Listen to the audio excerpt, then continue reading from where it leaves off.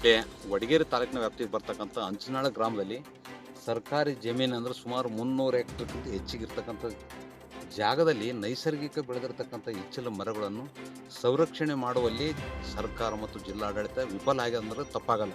ಎಲ್ಲ ಗಿಡಗಳು ಹಾಳಾಗ್ತಾ ಹೋಗ್ತವೆ. ಇದಕ್ಕೆಲ್ಲ ಏನಾದ್ರೂ ಅದಕ್ಕೆ ಏನಾದರೂ ಸರಿಪಡಿಸ್ತಕ್ಕಂಥ ಕೆಲಸ ಮಾಡಬೇಕು ಮತ್ತು ಇದು ಉಳಿಸ್ತಕ್ಕಂಥ ಕೆಲಸ.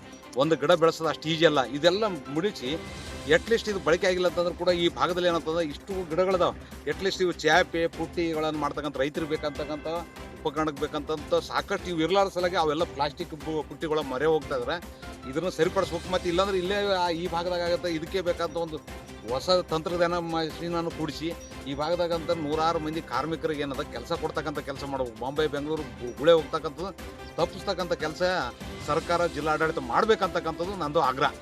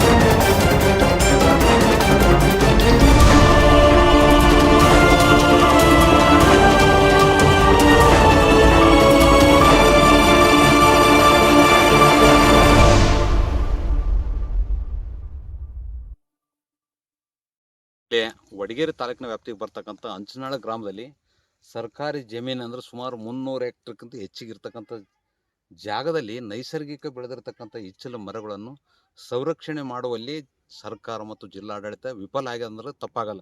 ಎಲ್ಲ ಗಿಡಗಳು ಹಾಳಾಗ್ತಾ ಹೋಗ್ತವೆ. ಇದಕ್ಕೆಲ್ಲ ಏನಾದರೂ ಸರಿಪಡಿಸ್ತಕ್ಕಂಥ ಕೆಲಸ ಮಾಡಬೇಕು ಮತ್ತು ಇದು ಉಳಿಸ್ತಕ್ಕಂಥ ಕೆಲಸ. ಒಂದು ಗಿಡ ಬೆಳೆಸೋದು ಅಷ್ಟು ಈಜಿ ಅಲ್ಲ. ಇದೆಲ್ಲ ಮುಡಿಸಿ ಎಟ್ಲೀಸ್ಟ್ ಇದು ಬಳಕೆ ಆಗಿಲ್ಲ ಅಂತಂದ್ರೆ ಕೂಡ ಈ ಭಾಗದಲ್ಲಿ ಏನಂತಂದ್ರೆ ಇಷ್ಟು ಗಿಡಗಳಿದಾವೆ. ಎಟ್ಲೀಸ್ಟ್ ಇವು ಚಾಪೆ ಪುಟ್ಟಿಗಳನ್ನು ಮಾಡ್ತಕ್ಕಂಥ ರೈತರಿಗೆ ಬೇಕಂತಕ್ಕಂಥ ಉಪಕರಣಕ್ಕೆ ಬೇಕಂತ ಸಾಕಷ್ಟು ಇವು ಇರಲಾರ ಸಲಾಗಿ ಅವೆಲ್ಲ ಪ್ಲಾಸ್ಟಿಕ್ ಪುಟ್ಟಿಗಳ ಮರೆ ಹೋಗ್ತಾ ಇದ್ದಾರೆ. ಇದನ್ನು ಸರಿಪಡಿಸ್ಬೇಕು. ಮತ್ತು ಇಲ್ಲಾಂದ್ರೆ ಇಲ್ಲೇ ಈ ಭಾಗದಾಗ ಆಗುತ್ತೆ. ಇದಕ್ಕೆ ಬೇಕಂತ ಒಂದು ಹೊಸ ತಂತ್ರಜ್ಞಾನ ಮಷೀನನ್ನು ಕೂಡಿಸಿ ಈ ಭಾಗದಾಗಂತ 100 ಮಂದಿ ಕಾರ್ಮಿಕರಿಗೆ ಏನದ ಕೆಲಸ ಕೊಡ್ತಕ್ಕಂಥ ಕೆಲಸ ಮಾಡಬೇಕು. ಬಾಂಬೆ ಬೆಂಗಳೂರು ಗುಳೆ ಹೋಗ್ತಕ್ಕಂಥದ್ದು ತಪ್ಪಿಸ್ತಕ್ಕಂಥ ಕೆಲಸ ಸರ್ಕಾರ ಜಿಲ್ಲಾಡಳಿತ ಮಾಡ್ಬೇಕಂತಕ್ಕಂಥದ್ದು ನಂದು ಆಗ್ರಹ.